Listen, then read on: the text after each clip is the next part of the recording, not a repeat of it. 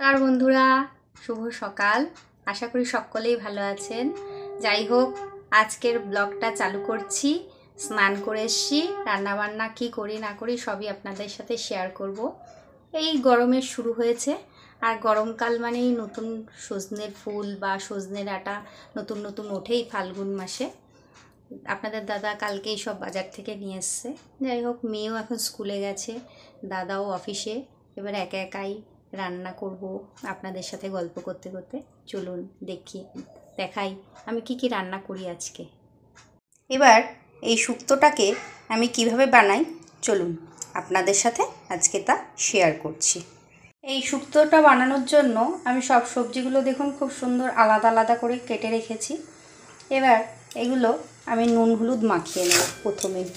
প্রথমে উচ্ছেতেও নুন হলুদ দিয়ে দিয়েছি। সবগুলো যেহেতু আমি আলাদা আলাদা করে ভাজবো তাই আলাদা করেই রেখেছি। সজনে ডাঁটাতেও নুন হলুদ মাখিয়ে নিচ্ছি।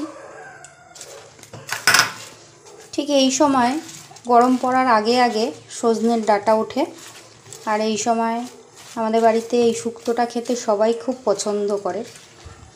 এই শুক্তোটাকে অনেকে ভাজা শুক্তোও বলে, অনেকে আবার দুধ শুক্তোও বলে। যেহেতু আজকে সব কিছু ভেজে ভেজে বানাতে হবে, তার জন্য আমি কড়াইতে একটু বেশি পরিমাণেই তেল দিয়ে দিয়েছি। তেলটা দেখি গরম হয়ে এসছে প্রায়। এবার আমি প্রথমে বড়িগুলো ভেজে নেব।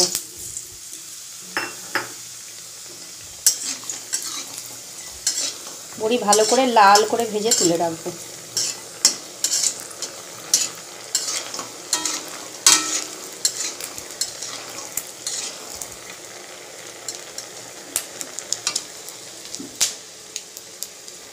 এর থেকে বেশি ভাজলে আবার তেতো লাগবে খেতে।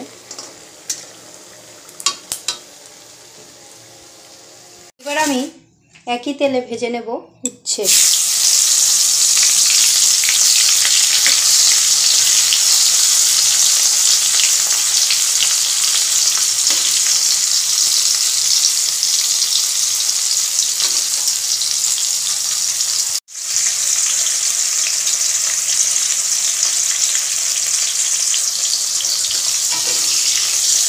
একটু লাল করেই উচ্ছেটা ভাজবো। উচ্ছেটা ভাজা হতে একটু সময় নেবে।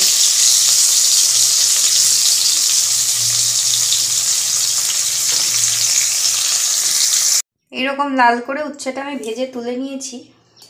এবার এই একই তেলে কড়াইতে আমি দিয়ে দেবো সজনে ডাঁটাগুলো।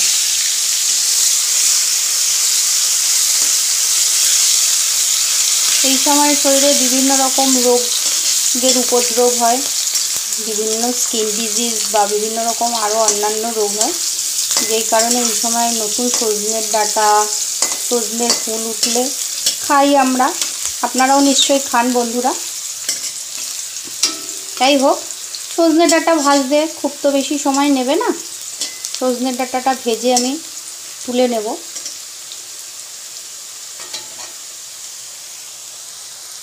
এইভাবে একে একে আমার 3 রকম জিনিস প্রায় ভাজা হয়ে গেছে। বড়ি ভেজে রেখেছি উচ্ছে আর সজনের ডাঁটা। বেগুনটা যদিও কাঁচা আছে। এবার কড়াইতে তেলের মধ্যে আমি ফোড়নে দিয়ে দেবো তেজপাতা আর 5 ফোড়ন।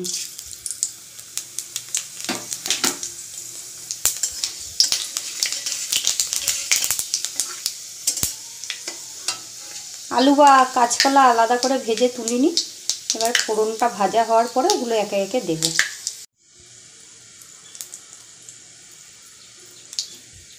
5 ফোড়ন ভালো করে লাল করে ভাজা হয়ে গেছে। লম্বা লম্বা করে কেটে রেখেছিলাম আলুগুলো দিয়ে দেবো তেলের মধ্যে।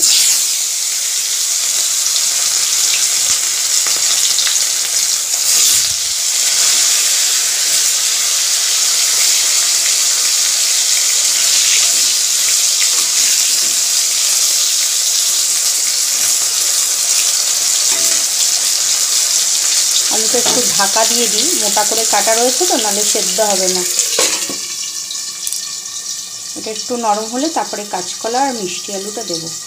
ওদিকে আলু ভাজা তো বসিয়ে দিয়েছি, আর শুক্তোর জন্য বেটে নেব সর্ষে, রাঁধুনি, আদা, আর এগুলো বাটা হয়ে গেলে অল্প একটু পোস্ত বাটবো। আলু বেশ লাল করেই ভাজা হয়ে এসছে, যদিও নরম হয়নি। এবার আমি এই সাথেই দিয়ে দেবো কাঁচকলা। আলু আর তুলে রাখবো না।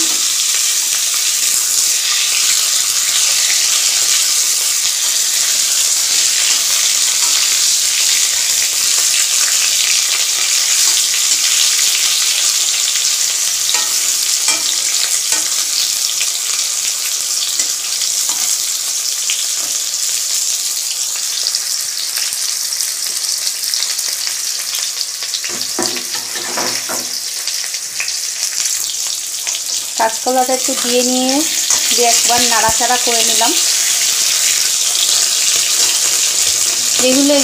যেহেতু এগুলো ভাজতে একটু বেশি সময় নেয়, তাই একই সাথে আমি মিষ্টি আলুটাও দিয়ে দেবো।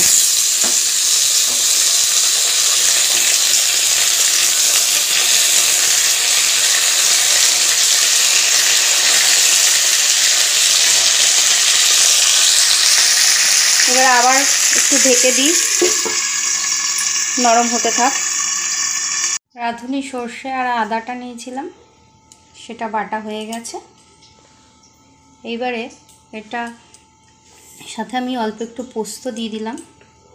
এই পোস্তটা বেটে মশলাটা একসাথেই তুলব। এবারে ঢাকনাটা খুলে দেখি, বাহ, এগুলো বেশ লাল করে ভাজা হয়ে গেছে।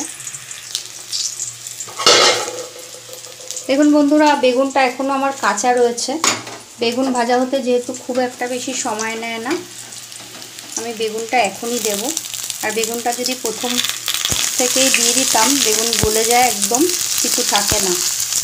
এর সাথেই মশলাটা দিয়ে দেব। মশলার সাথেই একই সাথে আমি পরিমাণ মতো নুন আর মিলিয়ে দেব হলুদ দিয়ে এবার ভালো করে এগুলোকে কষাবো। এই শুক্তোটা খেতে অপূর্ব হয়, কিন্তু আমাদের সাধারণ যে শুক্তোটা হয় সেটা খেলে উপকার হয়। আবার এই সময় মানে যখন নতুন সজনে ডাঁটাটা ওঠে, তখন এই শুক্তোটা খেতে খুব ভালোই লাগে। আর বিভিন্ন জায়গার অনুষ্ঠানে এই শুক্তোটা করে এখন দেখি সব জায়গাতেই। আমরাও আগে বাড়িতে সেরকমভাবে এই শুক্তোটা করতাম না, অনুষ্ঠানেই খেতাম। যাই হোক, এখন এটা বাড়িতেই বানাই, খুবই ভালো লাগে খেতে।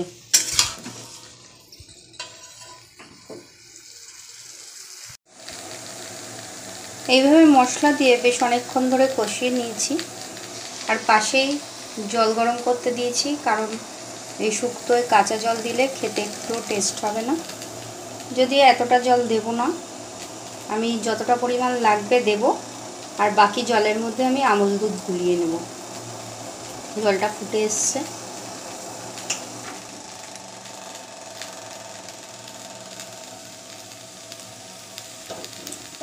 জলটা এবার আস্তে করে ঢেলে দেবো।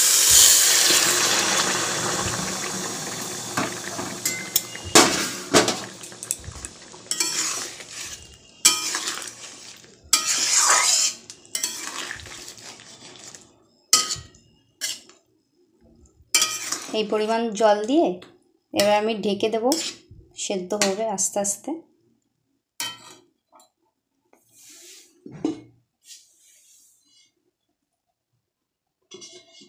ধীরে ধীরে সেদ্ধ হতে থাক।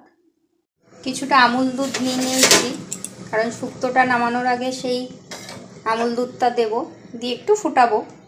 সেই আমুল দুধটা একটু গুলিয়ে নেব গরম জল দিয়ে।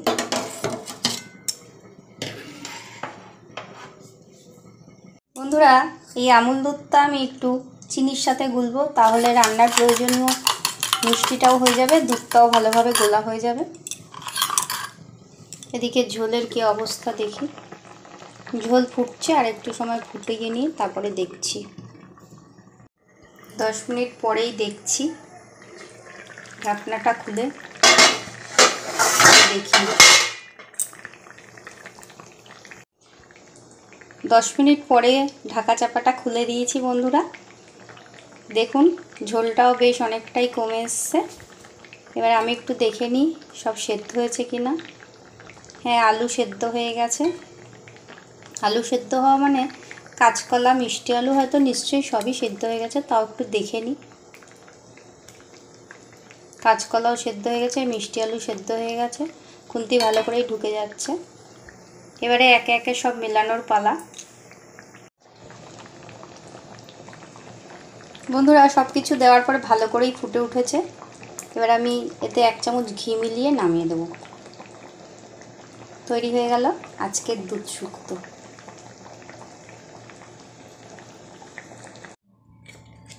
এই মোনা, রান্না 3 রকম করেছি, তুই আগে খাওয়াটা শুরু কর। বন্ধুরা শুক্তো রান্নাটাই দেখিয়েছি, পনিরটা কাঁচা অবস্থায় দেখিয়েছি, রান্নাটা যদিও দেখাইনি। দেখুন পনিরও রান্না করেছি, করে নিয়েছি চাটনি। কি করবে এটা একটু সবটা নিয়ে নেবো নাকি? তুমি কি সবটা খেতে পারবে নাকি?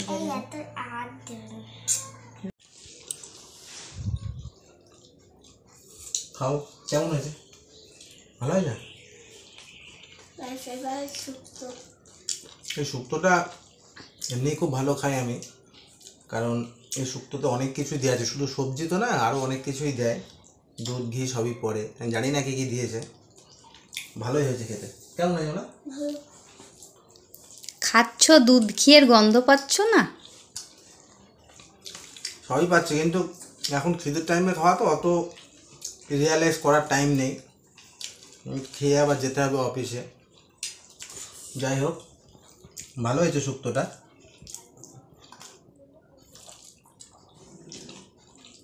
সকালে মতো এটা মিষ্টি আলু, লাল আলু। ও হ্যাঁ, সকালে বলছি।